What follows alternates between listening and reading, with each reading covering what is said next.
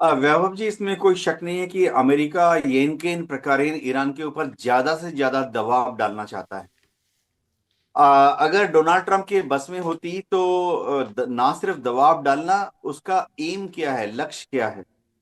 अगर हम देखें 28 दिसंबर से लेके 14 जनवरी तक डोनाल्ड ट्रंप दुनिया के सबसे हैप्पी अमेरिकन प्रेसिडेंट थे, क्योंकि उन्हें लग रहा था कि ईरान के अंदर आंतरिक गड़बड़ियां जो हैं वो इतनी ज्यादा हो जा रही हैं कि शायद बहुत जल्दी लोग एक चीज तो चालू हो गई थी, सरकारी प्रतिष्ठानों पे लोग आग लगा रहे थे, बसों में ट्रक में आग लगा रहे थे।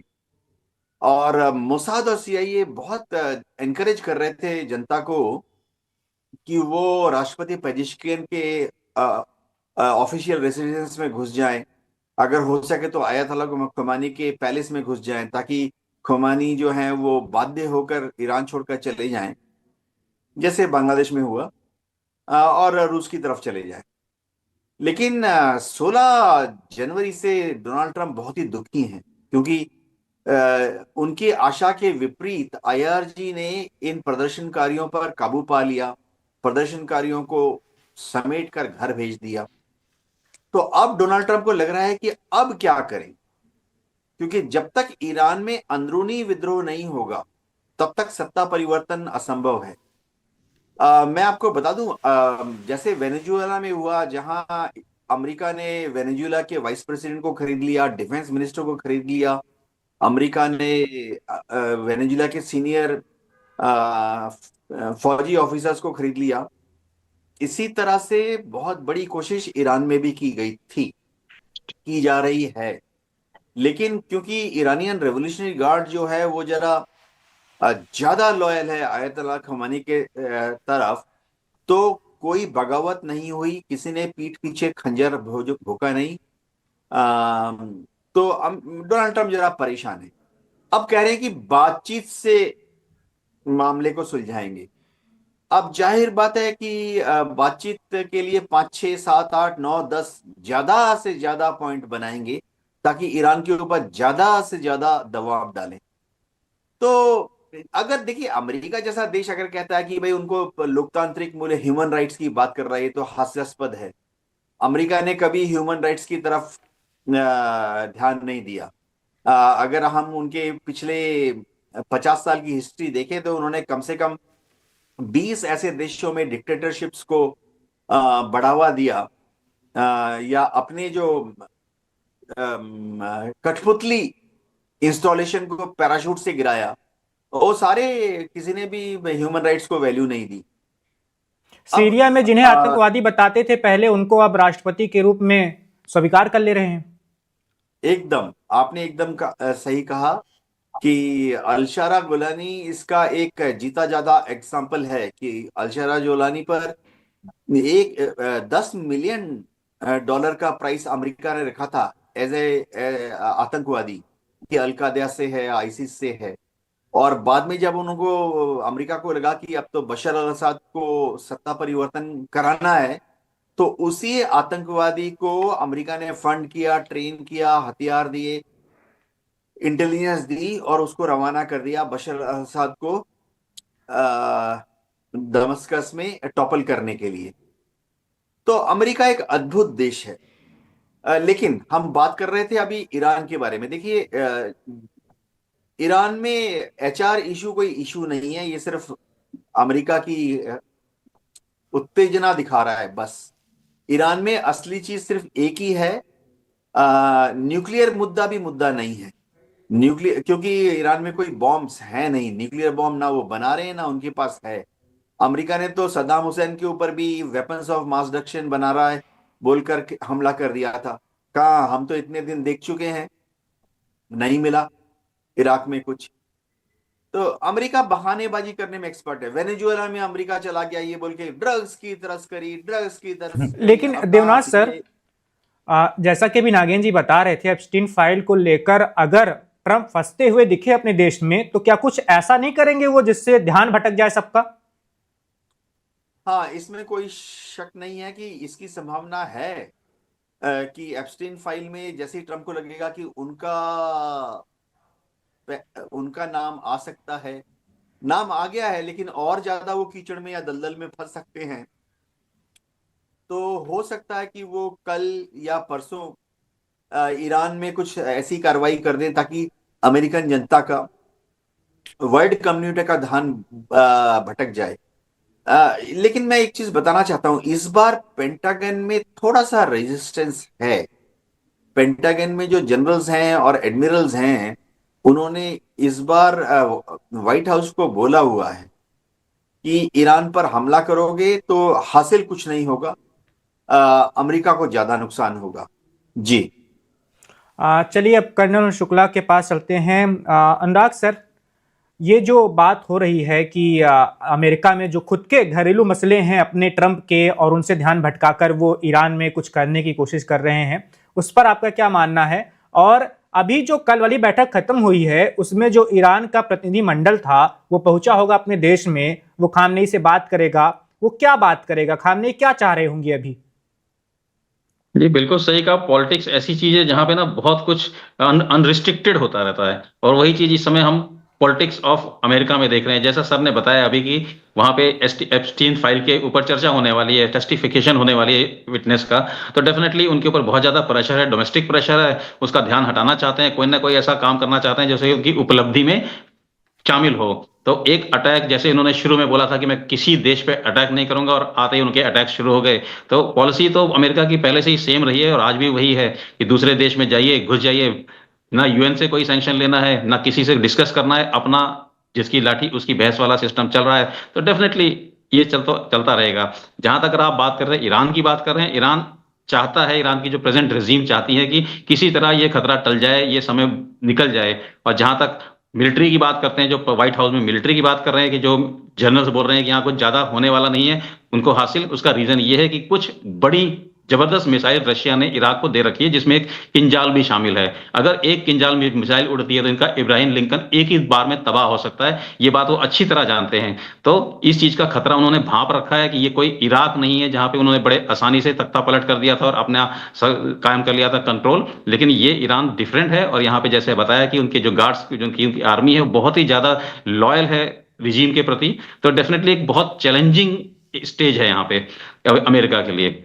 लेकिन कर्नल अनुराग शुक्ला, सर, जी मैं नागेंद्र मेरा जी। भी एक सवाल था। अभी कर्नल शुक्ला ने किंजाल मिसाइल की चर्चा की। कर्नल शुक्ला, थोड़ा दर्शकों को बता सकते हैं किंजाल मिसाइल के फीचर्स और ये इतना खतरनाक क्यों है, और कितनी संख्या में ये हो सकता है ईरान के पास अभी? जी। जी, मिसाइल की कहानी ये होती है कि मिसाइल तब खतरनाक हो जाती है जब उसको रोकने के जो साधन है वो फेल हो जाएं। किंजल मिसाइल की जब स्पीड चलती है तो मैं अभी ज्यादा डिटेल नहीं ध्यान दूंगा। मेन है स्पीड पे ध्यान देता हूँ। स्पीड जो मैक बोलते हैं कि साउंड से चलने वाली, साउंड की स्पीड से डबल चलने वाली को 1 मैक बोलते हैं। तो अगर हम मैक की बात करें तो ये 10 से 15 मैक की स्पीड से ये मिसाइल चलती है। तो इसको इंटरसेप्ट करना बहुत मुश्किल बात है।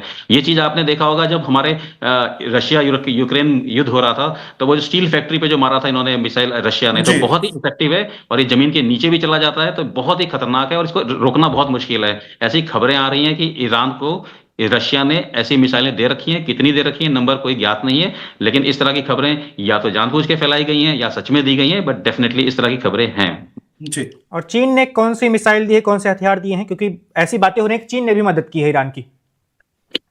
चीन की मदद अभी सामने नहीं आई है ऑफिशियली, लेकिन इस तरह की जो रशियन मिसाइल की बात कर रहे हैं ये डेफिनेटली, और एक थर्ड वर्ल्ड कंट्री के थ्रू इन्होंने महसूस कराया था कि हमारे पास न्यूक्लियर बम भी है। जिसमें अगर आप ध्यान दें, स्पेन की बात की थी, उनके उनके जो एनवॉयस थे उन्होंने इनडायरेक्टली कहा था कि इनके पास बम हो सकता है। तो ये किसी तरह से एक पॉलिटिक्स खेली जा रही है ईरान की तरफ से। ईरान चाहता है कि दूसरों को डेटरेंस की तरह यूज की जाए, अपने वेपन्स को, हो या ना हो भले ही अलग बात है, लेकिन एटलीस्ट इस युद्ध को, प्रेजेंट रिजीम को बचाए रखने में कामयाब रहे और इस युद्ध को ज्यादा ज्यादा टाल सके, तो पॉसिबल हो सके तो टाल दें। बिल्कुल नागेंद्र जी, हम कल बात कर रहे थे कि ईरान में लगातार धमाके हो रहे हैं और धमाकों के पीछे की वजह बताई जा रही है कि ईरान अपने मिसाइलों को रिपेयर कर रहा है या उनको दुरुस्त करने में जुटा हुआ है, इस दौरान ही कोई धमाका हो रहा है। तो उसे देखकर तो यही लग रहा है कि ईरान भी तैयारी में लगा है। देखिए, ईरान की तरफ से जो स्टेटमेंट्स आए हैं उसमें उन्होंने ये बोला है कि जो बेसेस जहां पे, जो पिछली बार उन्होंने अटैक किया था, जहां से अटैक किया था, जिन बेसिस से अटैक किया था, जहां से मिसाइलें यूज की थी, वहां पे उनका प्रिपरेशन का काम चल रहा है। और बोल रहे हैं कि कुछ हमारे पास अंडरग्राउंड मिसाइलें भी हैं। ईरान क्या करता है कि कभी कभी जब वॉर होती है उस समय वो 3 से 4 मिनट के वीडियोस रिलीज करते हैं, और वो अपने ऐसे फैसिलिटीज से रिलीज करते हैं जहां पे उनकी सारी मिसाइलें देखी जा सकती है। गाड़ी में IRGC के सारे सदस्य उनके घूम रहे हैं, और वो टनल के अंदर ढेर सारी मिसाइलें पड़ी हुई है, और वो दिखाते हैं अपनी सारी कैपेबिलिटीज, लोगों को दिखाते हैं कि भाई हमारे पास ये सारे मिसाइल्स हैं और आपको समझना चाहिए कि हम क्या कर सकते हैं। उसके बाद ईरान ने एक सिमुलेशन वीडियो दिखाया कि हम कैसे अपने मिसाइलों से अब्राहम लिंकन को उड़ा सकते हैं, कि हमारी ये सारी कैपेबिलिटीज है। तो तैयारी तो है ही, लेकिन पूरे जो पूरा आपका टॉक हुआ है उसके बाद अरागची ने क्या बोला वो बहुत इंपॉर्टेंट है। अरागची का स्टेटमेंट मैं आपको बता रहा हूँ। उन्होंने अल जजीरा को एक इंटरव्यू दिया है, और इस इंटरव्यू में उन्होंने बोला है कि हमारी जो बात हुई है वो केवल इनरिचमेंट के बारे में हुई है। एंड द इशू, मैं आपका स्टेटमेंट थोड़ा इंग्लिश में मैं बता दे रहा हूँ जो अल जजीरा ने अपने स्टेटमेंट में दिया है, वो ये है कि issue of enrichment is an undeniable right for us and must continue. कि हम लोग इनरिच तो करेंगे ही करेंगे यूरेनियम को, या हम परमाणु जो सुधार इनकी या जो भी इनरिचमेंट है इसका, वो तो हम करेंगे ही करेंगे। We are ready to reach agreement with US that nuclear enrichment will be peaceful in Iran, कि हम एनरिचमेंट करेंगे लेकिन ये पीसफुल पर्पसेस के लिए होगा। And as for the country's missile, अब मिसाइल की जो सबसे बड़ी बात कि मिसाइल का क्या, तो उन्होंने बोला a purely defensive issue, it is a purely defensive issue, कि ये हमारी सुरक्षा की बात है, and it is not negotiable, कि इसमें हम कोई चर्चा ही नहीं करना चाहते। तो उन्होंने साफ साफ मना कर दिया कि जो मिसाइलें हैं जिसको लेकर के 2000 किलोमीटर तक के रेंज की मिसाइलें हैं, तो उसको तो लेकर के कोई वो चर्चा करना ही नहीं चाहते US के साथ, वो इशू को लाना ही नहीं चाहते।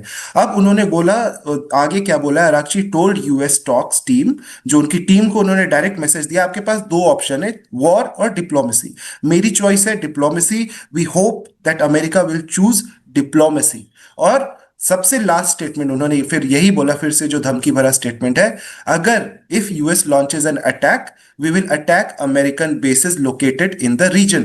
तो अगर अटैक करेंगे तो फिर ऑब्वियस ही बात है, कतर में आपके बेसेस हैं और बाकी जॉर्डन में आपके बेसेस है, उन सब जगह पे आपको अगर अटैक करना है तो 2000 रेंज वाली ही मिसाइल आप इस्तेमाल करेंगे, तो उसका तो आप प्रिपरेशन कर रहे हैं। हाँ, जो हमने बातें की कि एक हफ्ते में कम से कम 6 अलग अलग ब्लास्ट हुए हैं ईरान के अंदर अलग अलग जगहों पे, लेकिन बुशेर जहां पे आपका ईरानियन फैसिलिटी है परमाणु वाली, वहां पे कोई ब्लास्ट नहीं हुआ, तेहरान के पास हुआ। और दूसरा ब्लास्ट आपका एक दूसरे काफी दूर के बॉर्डर एरिया में हुआ था, जो कल हम बात कर रहे थे।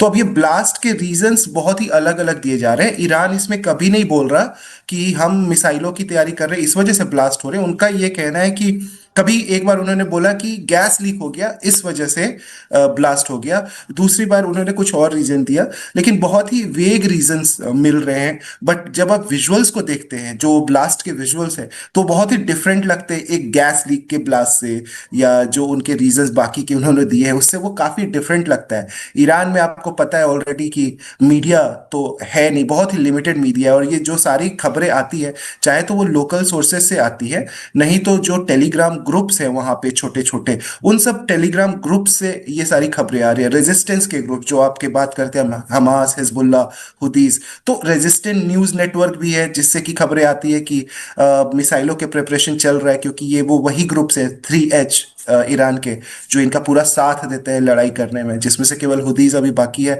तो रेजिस्टेंस ग्रुप के हिसाब से भी यही उनकी खबरें हैं कि ये लोग अपने मिसाइलों को बिल्कुल ताने हुए हैं, और वो तैयारी में बैठे हैं कि अगर एक हमला हुआ तो हम सीधा अटैक करने वाले हैं। Subscribe to One India and never miss an update. Download the One India app now.